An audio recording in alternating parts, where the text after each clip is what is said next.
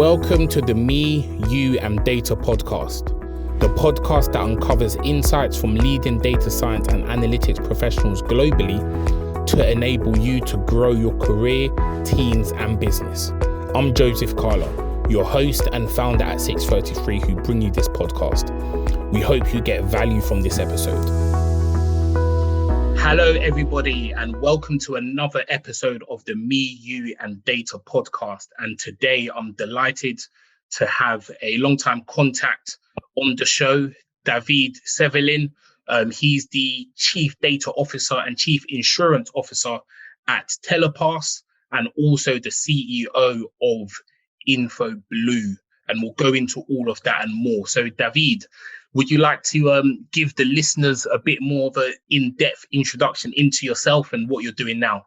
So thank you very much, Joseph. And of course, hello to everyone listening. As you said, yes, I'm currently the Chief Data and Insurance Officer at Telepass. That means that I'm overseeing all the data infrastructure and the services that we do, business intelligence, data science, data architecture, serving the entire company. And also, I'm the general manager for the business unit that oversees sales of insurance products. And I've also recently, that is less than a month ago, end of 2020, been nominated the CEO of InfoBlue. InfoBlue is a company of Telepass Group, and it's a company that deals with data about mobility, infomobility. So essentially, they tell you if a road is congested or not, just to make it very simple. And they distribute this information to media outlets. You know, when you look at the news and you see all the roads in red where there is traffic, that information in Italy mostly comes from InfoBlue. And I've been doing this, I've been with Telepass for 1 year and a few months. Prior to that, I was with Booking.com, where I've been for a little over a year. And prior to that, I was living in London, which is where we met, working for eBay and PayPal. Fantastic. That's a really in-depth intro. And you missed one thing out there. I think you're being a little bit humble, David. David is also, he's also an author. I bought his book. He didn't know until today that I bought the book, but he's an author of a book called Office of Cards, a practical guide to success and happiness in large organizations and life. So we'll go into that a little bit. And I think it really ties in well, you know, into career and stuff like that as well. For the listeners, what was the thinking behind writing a book? It's a bit of my experience. So at the moment, I'm a general manager more than anything else, but I've been in data roles for about 15 years. And the thing is, even from the early days when I was a business analyst at eBay, I was very junior. I was looking at the numbers of the business and I felt like I was understanding the business, because I think, and I truly believe that when you understand the numbers that describe a business, you really understand how the business makes money, which means that you understand the essence of the business, the essence of the processes that make the company make money. And at times I felt like, you know, a little young, very arrogant. I felt like I was understanding something that the management was not understanding. And I felt like, I need to tell them that they're making a mistake. I need to tell them that this investment is not worth making. I need to tell them that the revenue is not going the way it should go. And, you know, mostly because of my arrogance, I felt I failed to convey my points. Like, I was looking at the data, so I was not wrong because the data doesn't lie. Yet, I was not able to craft a story in a way that would have helped the company make better decisions. In a few cases, of course, in other cases, I was bluntly wrong. But the point is, when I wasn't, I was not able to have impact. So fast forward about 12 years, I felt like I kind of understood how to take the data and make it into an action, which is very simple to say, but it's very difficult to do. And so even when the action is not yours, because the problem that data people have is that usually you sit on the data, but you do not sit on the decision. The decision is somebody else's. You need to convince someone that is not reporting to you, that maybe doesn't even trust you, that maybe doesn't even like you, that maybe has an agenda you don't understand. And so what I've realized in these 12 years, between the time in which I was systematically failing and the time in which I was mostly succeeding, was my communication style. I did not become a better data guy. Well, maybe I have, but that's not the point. The point is I become better at communication, storytelling, understanding others, reading behaviors. And so I felt like it would have been good to distill what I've learned into something that would be useful for other people. So try to avoid the mistakes that I made to other people in data or in supporting roles, because that's the problem of supporting roles is that you support, so you understand the business as well as the person next to you, but the decision is not yours. It's very frustrating. And so that's what prompted the writing of the book, which I believe is particularly relevant for people in data, because after all, even though I tried to be general and generic as much as possible, I am a data guy. And so I wrote that book as a data guy with a data mindset. And it's a very pertinent book, even for business owners as well. Like, I think that everyone can learn something from this book. And you touched on a few points there, David, that I would like to kind of dig into specifically around data careers. So communication, data storytelling, obviously key elements of being able to portray yourself well in a data-driven organization. How can someone improve their data storytelling if they feel like you felt like at the start they didn't necessarily know how to communicate well enough? What are some things that people can do straight away that can impact that?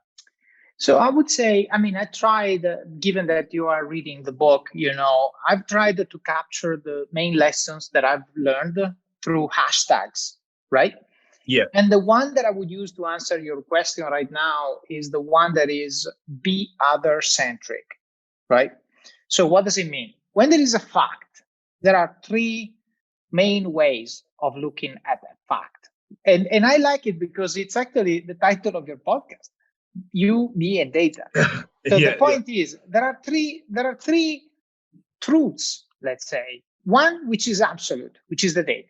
The data is the facts, okay? And that is what it is. The data is telling you something. Then there is your understanding of it, and then there is my understanding of it, okay? And only when these three things are aligned, only then we will be in agreement on what to do. Otherwise, there's always a risk that you see the data in a way, I see it in another way, we don't agree, and then the decision is mine, it's not yours, I do what I want, and you go home frustrated because you failed to influence my behavior.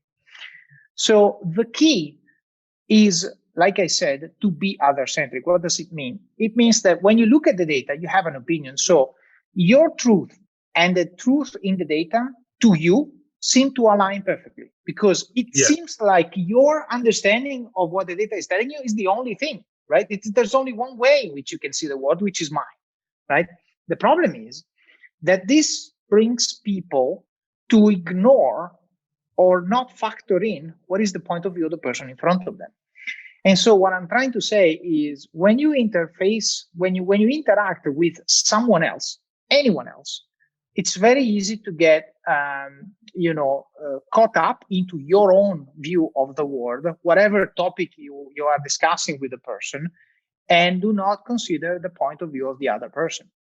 So inertia makes you do that. So I'm trying to suggest you to compensate by putting the other at the center. That's why be other centric. The point of view of the other person is the only thing that matters. So forget about what you think. Let's ignore it. And the reason why I say this so strongly is not because you have to ignore it. It's because you will lean always towards considering it very heavily. So when I tell you to ignore it, probably you will be somewhere in between, right? I'm trying to overcompensate a little bit. And so when you put the person, the point of view of the person in front of you at the center, and it's the only thing that matters, that means you will speak less, listen more. You will try to understand what the objective of the person in front of you is. You will try to collect data points about the agenda of this person, which means speak to people around this person, speak to team members, speak to bosses, try to understand what their performance review is based on. Try to understand what makes them happy. Try to understand what company they come from. So that might tell you something about how they see the world. I mean, collect all these things and then craft your story in a way that fits the way in which they see the world. If you do this, you will be successful. If you do not do this, it becomes a luck game, right? Like you may win, yes, you may not win, because you will not know. There's a beautiful book that I read recently, which is called "It's Not What You Say, It's What People Hear." Yeah. Okay, and that's you know. And the thing is, a lot of people only worry about what they say, and when it's out, it's out. And the point is, no. Don't forget about what you say. You have to think about what the guy in front of you is gonna hear.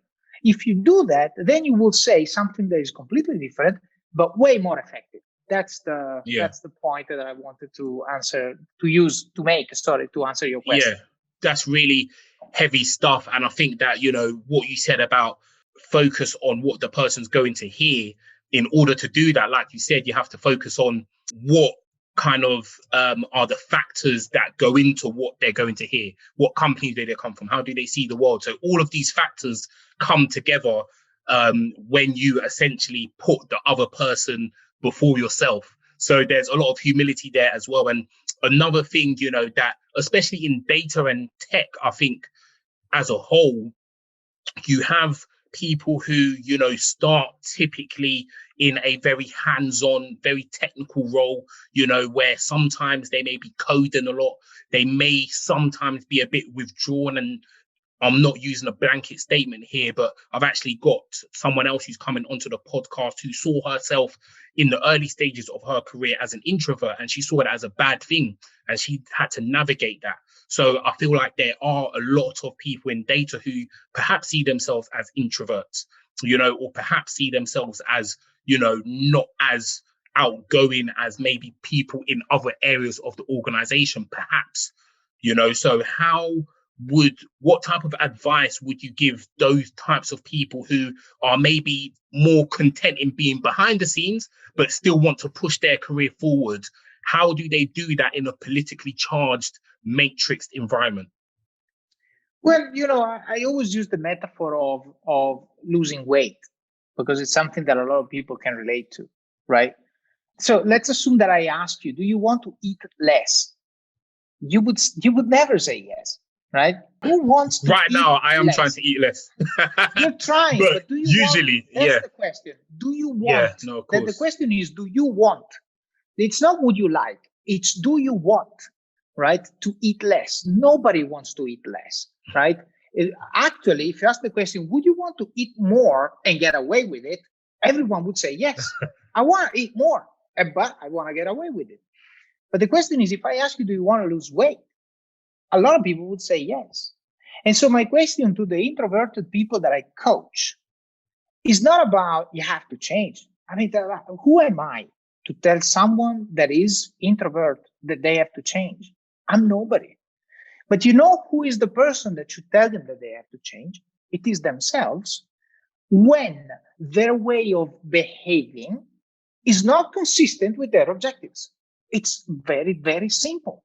Do you want to stay in your cubicle with people telling you what to do, and a lot of people that know less than you getting ahead of you in terms of career and success and money and whatever? If you are okay with that, that's awesome, right? There's no shame, and I'm not judging, and you're going to be very happy as long as your objective is not that. But if your objective is, I want to grow, I want to be promoted, I want to become a manager, I want to become a VP, I want to become a CEO, etc., being an introverted is not consistent to that. What does it mean, not consistent? It doesn't mean that you will never get there. It just means you have less probability to get there, right?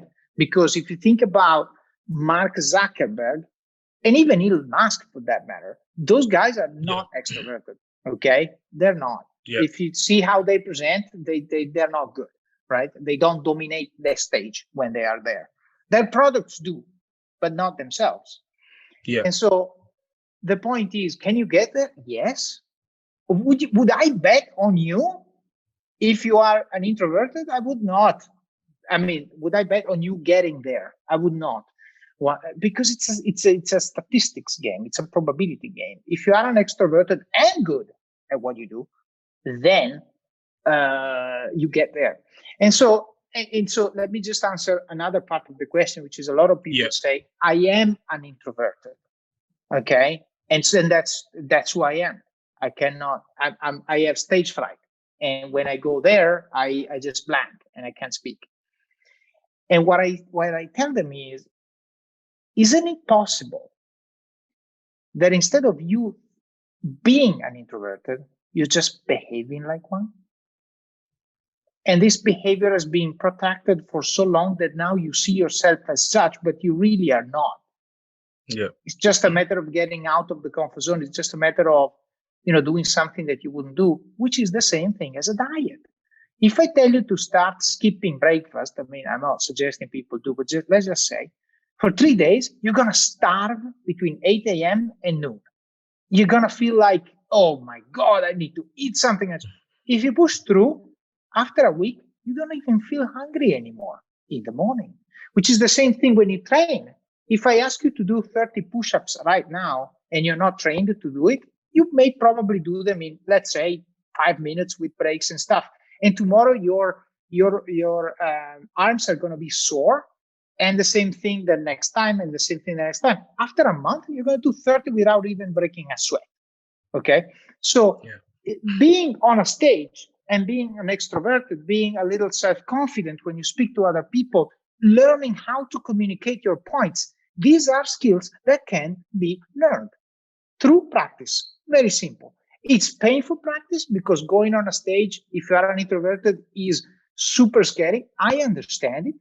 But if you do it once, if you do it twice, if you do it 10 times, it's going to become second nature, right? You may not become as good as a politician. I'm not saying they're good, but they know how to dominate the stage, right? Know what you mean, But you're going to be good enough so that your hard skills, which by the way stand, and that's what makes you great, can really shine, right? Shine. So that's the point that I usually try to make to the people that I coach when they come to me, because your point is correct. A lot of data people lean on the introverted side.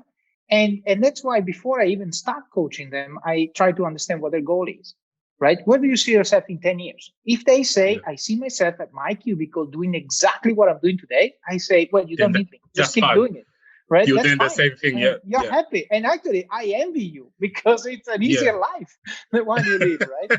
But if on the other end, you want to grow, you want to get promoted, you get frustrated when you see people getting ahead of you, blah, blah, blah, then you need to assume a behavior that is consistent with the achieving of that goal. Yeah, no, I definitely concur with that. And I think, people tend to put themselves in a box sometimes.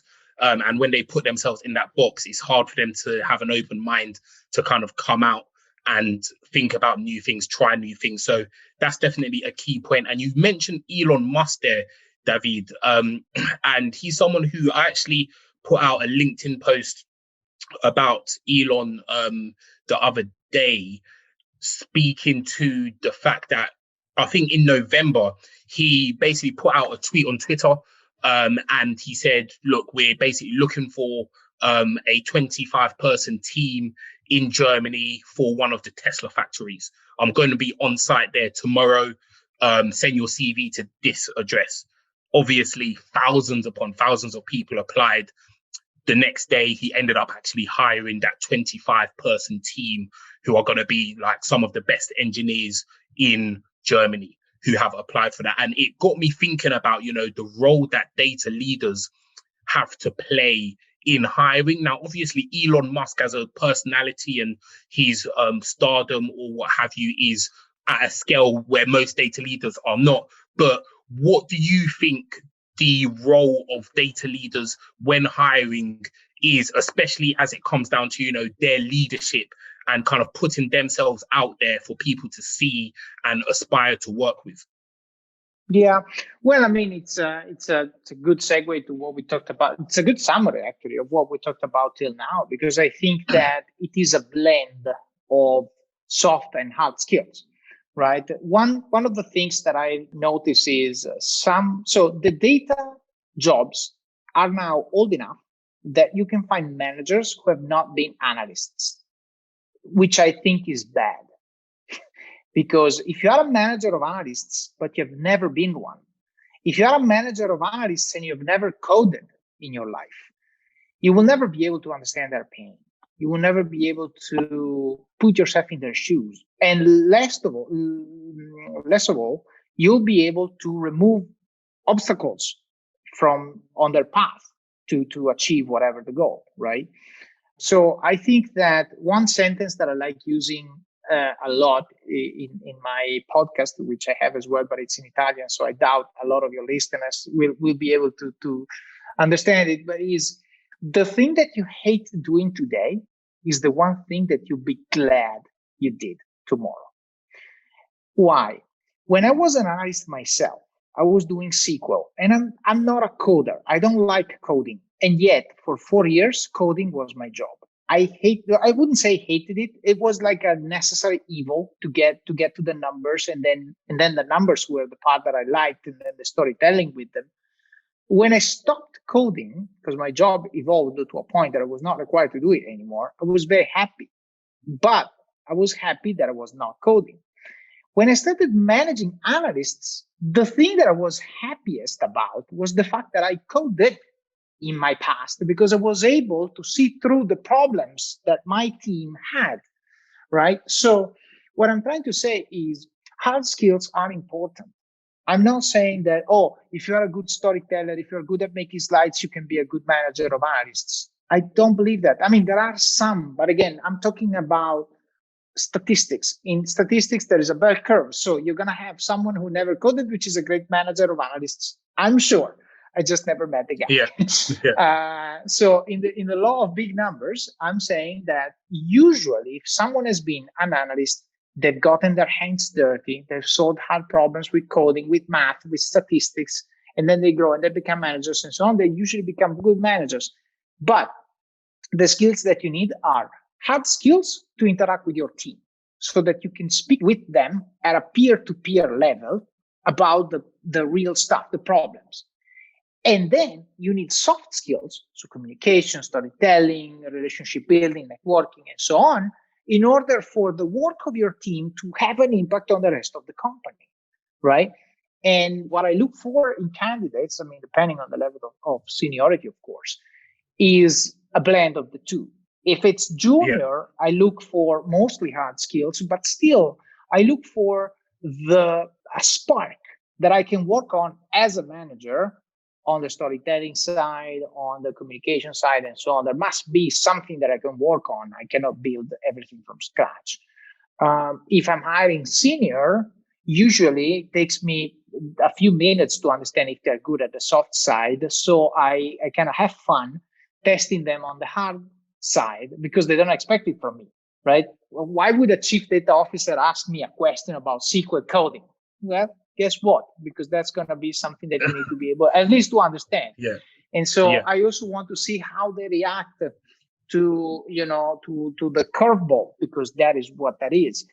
And again, I believe that if you look at my career, especially my last jobs, if you can successfully manage the transition from hard to soft, and then you can kind of polish yourself and polish your soft skills to the point that you are really good at seeing through the numbers into the way in which they really describe the essence of the business, you can really aspire to become a CEO and become a general manager. Because, like I said at the very beginning, when you understand the numbers of a business, you really understand the business.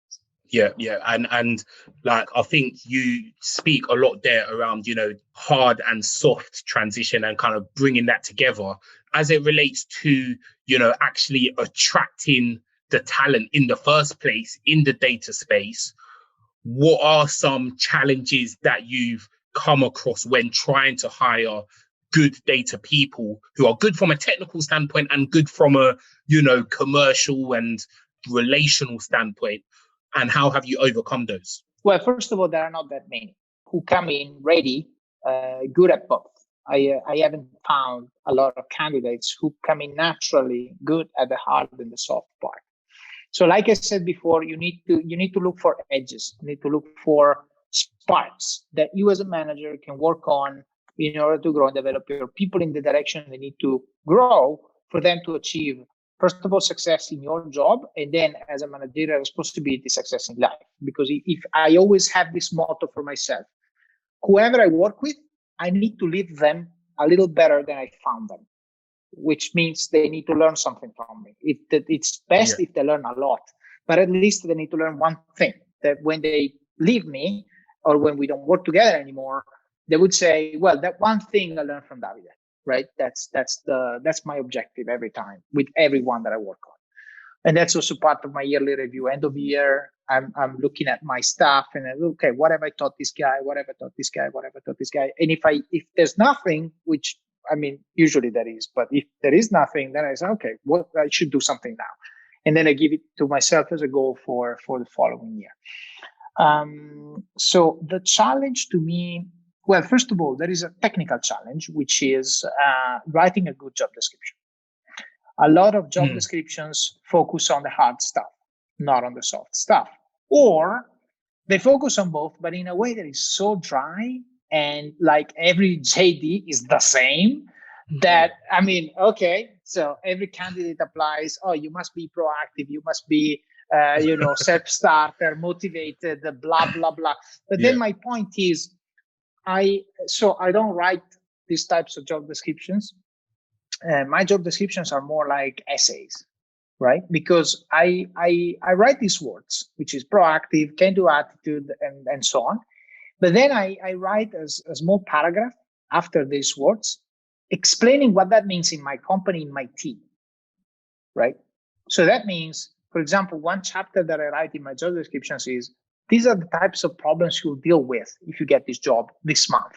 And it's really taken from my scrums on the Monday morning, right? So it's really the stuff that we're working on. Real life stuff. Yeah. Yeah. And I want people to really, and I look at what they ask me during the interview, because I would be surprised if when I put so much effort in writing a job description, I expect people to read it and to really come motivated to the interview to the point that they are curious. Because again, my job descriptions are kind of full of hints and breadcrumbs, and I want to see what they catch up on. I think that it starts from there.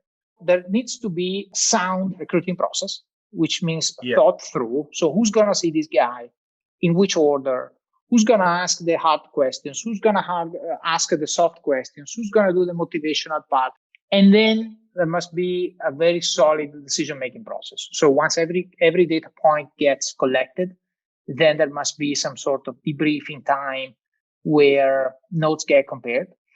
I think that the interview panel has to be varied as much as possible. So there must be someone who likes introverted, someone who likes extroverted, someone who likes coding skills, so that a lot of points of view get represented. And that's the thing, because I have blind spots, of course.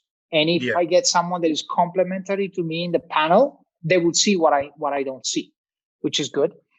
And then I would say you have to think about the rest of the team that you're putting this person in, because it's about making the team better. So the last thing you want to hire is one more of the same kind that you have.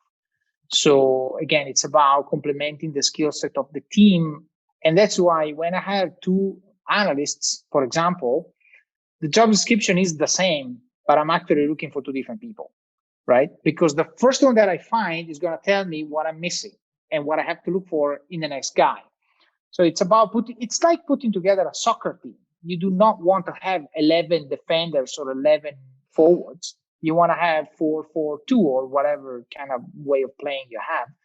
And so when you let's assume you recruit a defender, then you maybe by looking at how they play, you understand they might play midfield. Okay. And so you say, okay, maybe I'm going to take another defender because this guy is actually better if I put them in midfield. But you only know when you find a guy you do not know before, right? And so this is the other advice I would give. I would give really spend time. So just to summarize it, spend time on the entire process. Job description, who's going to see this guy? How are you going to debrief? And where is this guy going to go?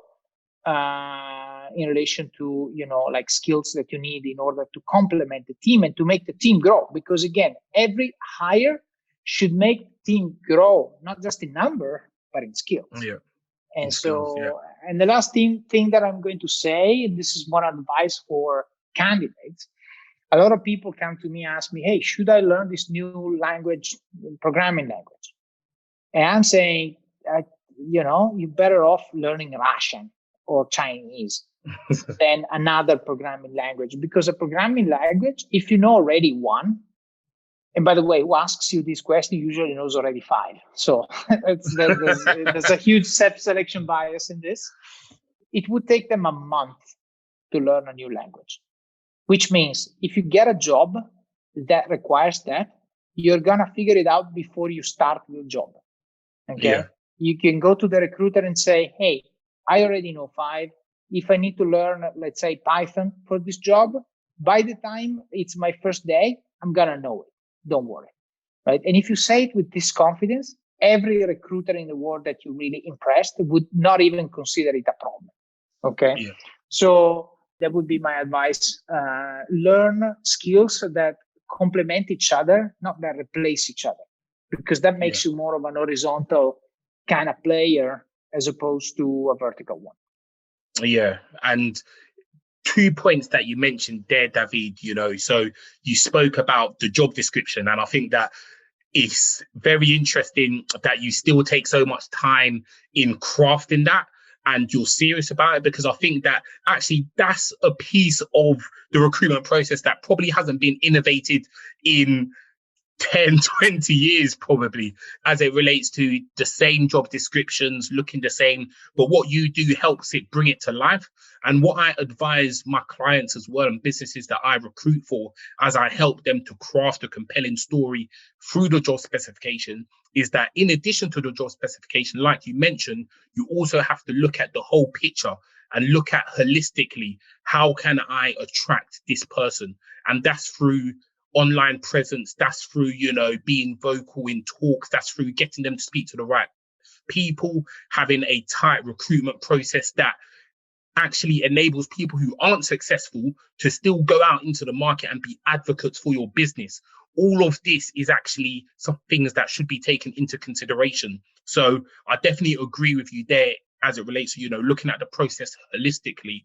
And the other point you mentioned about learning languages is something that I've experienced in a process that I'm going through right now. A business wants people to be strong in R. A lot of people have Python skills instead, but those who, show the confidence that I can learn R very quickly, and they show and demonstrate that expertise in the interview process, that's absolutely fine. They don't have to learn it until close to when they start. So those are really good points, and points that are actually happening in real life as we speak. So as we kind of go into, I guess, the final stages of this podcast, David, one thing that I'm intrigued by, and I'm sure the listeners are as well, is how did David go from being a data guy to being the CEO of an organization? So what tips can you give people who are looking to, make that probably radical shift from, pure data to actually being nominated to become a CEO?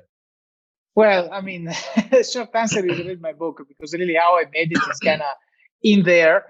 But I would say I was in a data role. Data role is, as the Spider-Man comic book says, great power, great responsibility. When you have the data, you really have a lot of power, and you must use it carefully and to make good decisions. And the thing is, the data roles put you next to people who make decisions, which means you have a privileged position for a lot of time to observe how decisions get made without risking anything, because it's not your decision. And so I think that I've spent 13 years blessed, well, not always, but in many cases, blessed with the opportunity to really work with very smart business people. And I just took in whatever I could. I learned a lot on their skin. I learned about mistakes which they made, and it wasn't my fault, and it was, kind of bad for them and good for me because I was learning without having consequences to deal with. And at the same time, I've seen a lot of things that I did not believe I would have not bet £1 on, which worked. And so it's important that you spend time into thinking about the why. Like, why is this working? What have I not seen that this guy has seen? And so I've developed a good relationship with the people that I trusted and that I respected, to the point that I got to ask the question. And I said, hey, be honest. That thing that you decided, I would have never. And so can you help me understand what you know that I don't? And that has made me kind of a good, let's say, shadowing manager. I've seen all these things from a very privileged position. I've seen them pan out because it was the guy measuring the impacts of things with my job. And so I've also learned a lot about management style. And by the way, I've learned about the most difficult management style, because when you are somebody's boss, you can always go back to telling them what to do. It's never something that I advise, but as somebody's manager, if they don't want to do the thing that you need, blah, blah, blah, at some point you can always pull rank, right? I always say, when you do that, you lost anyway, but at least you know that you can go back there. But when you are a data guy influencing someone, there's no rank. Like, you're not anybody's boss, right? So you have to convince them using, let's say, legal means. And if you can successfully do that for a while, when you're going to be a manager, you're going to be an awesome manager, because you will never be required to pull rank. You will never have to tell somebody what to do. You will always have this gracious style of involving people, explaining the why, taking them with you, making them feel important, listening to them, learning from them, because it has become second nature. When you do that for, like I've done it for at least 10 years, when you do that for 10 years, it really becomes part of you. And going back to the point, I was so full of myself that my opinion was the only one that was right. So why bother listening to other people? I'm right. They're not. They don't see it. They're stupid. I'm smart. That was me, let's say, 2008, give or take. Now, I'm the guy that is speaking less in any meeting. I'm listening, and it doesn't hurt me. It was, at the first, I can tell you, it was physical pain. Like, oh man, I need to. You have to stop yourself from speaking. Wait for me to start talking, and I'm gonna crush you, and so on. That was me. Let's say 7 to 8 years ago. Then, as soon as you start seeing the benefits, it's like a diet. Going back to the metaphor, the first days suck because you're not eating, but you're not losing weight. That's the worst, right? But when you start seeing the progress, then, okay, you know what? This not eating thing can actually work. And then it becomes second nature. It becomes pleasant.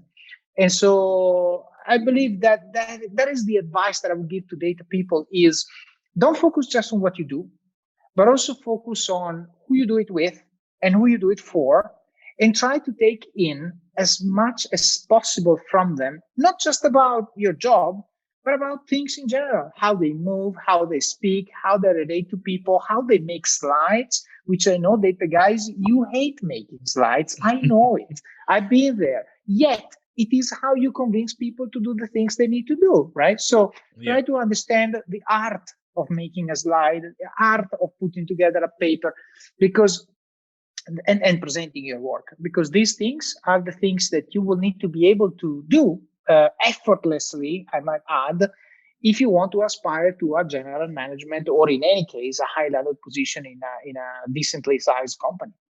Yeah, and what I love about this advice and these insights, David, is that you don't have to be a senior person to put this advice into practice. You can start straight away, make that attitude shift.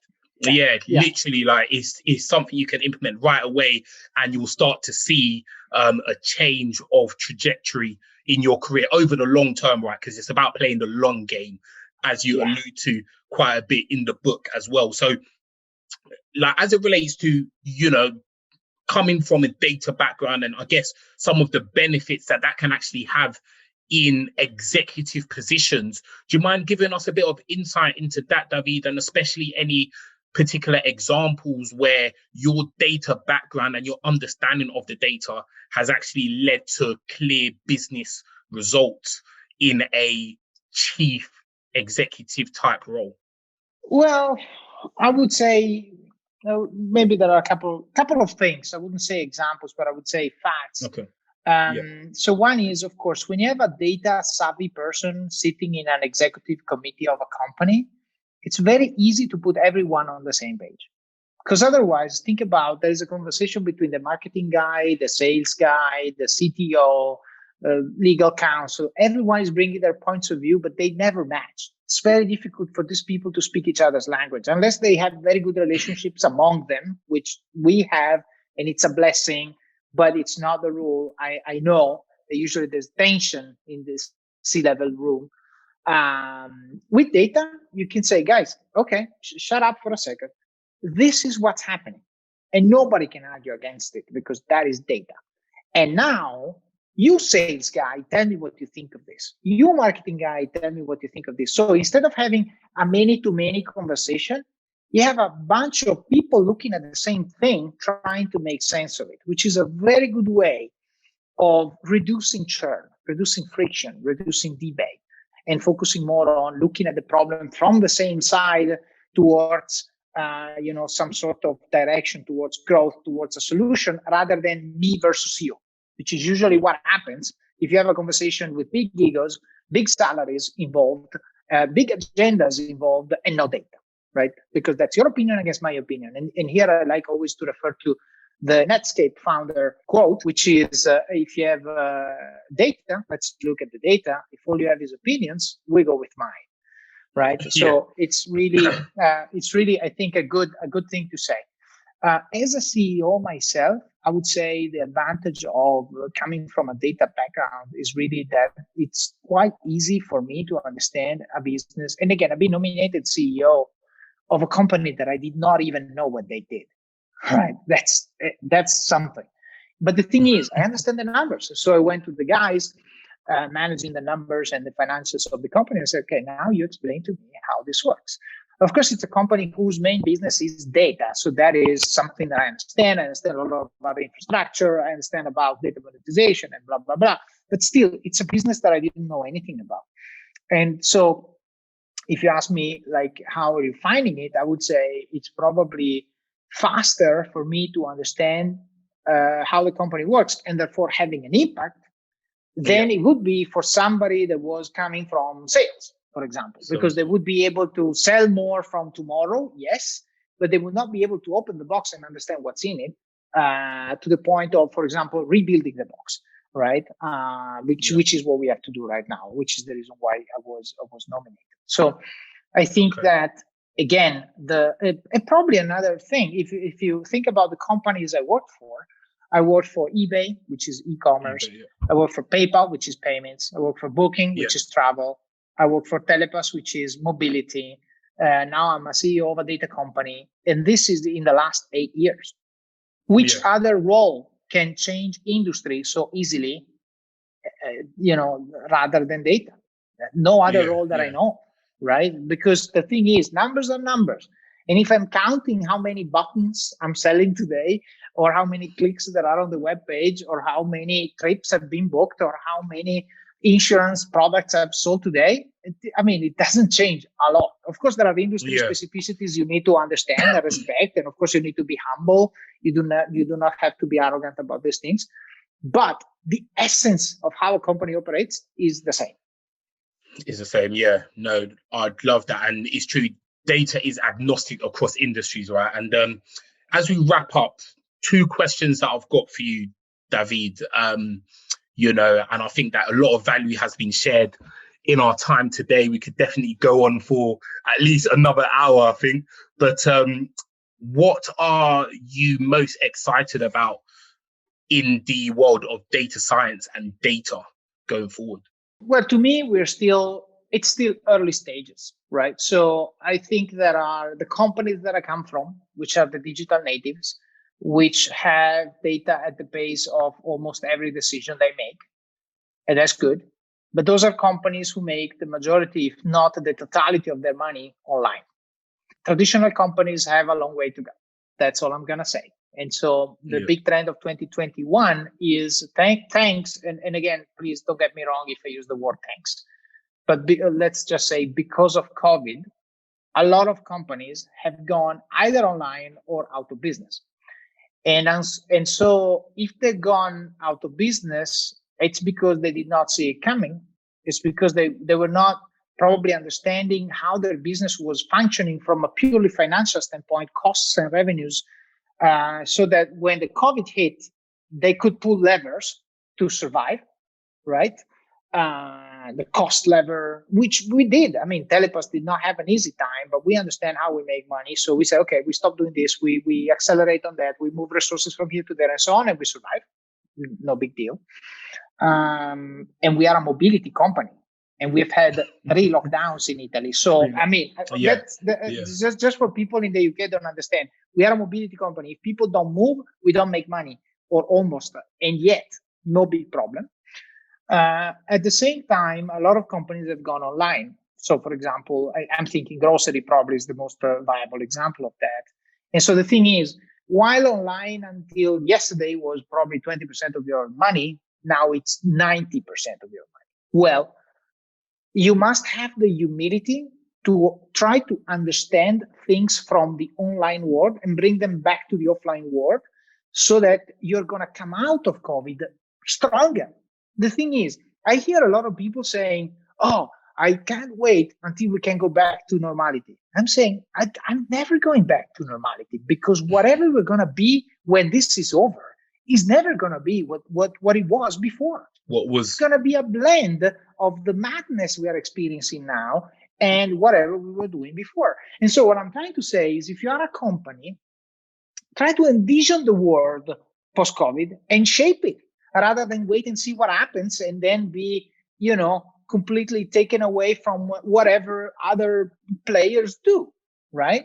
So don't make the mistake of thinking, okay, in 2019 we were doing like this, so as soon as COVID is gone, we're going to go back to that. No. You have to think about something else, something better, something that summarizes what happened in the last 2 years and what happened in the prior 20, to a point where you kind of shape for your customers the world you want them to be in. Yeah, fantastic. And it reminds me of a post that I put up recently of the founding principles of Nike. So Nike back in the day, the 2 first ones were, our businesses change, and the second one is always be on offense. So I think that kind of sums up to an extent what you're speaking about, about always looking at what's next and never kind of taking your foot off the pedal. So that's fantastic. I've really enjoyed the whole podcast with you, David. Thank you for your time, and thank you for sharing so much valuable insights with the listeners. Thank you. Thank you very much, Joseph, and goodbye to all the listeners.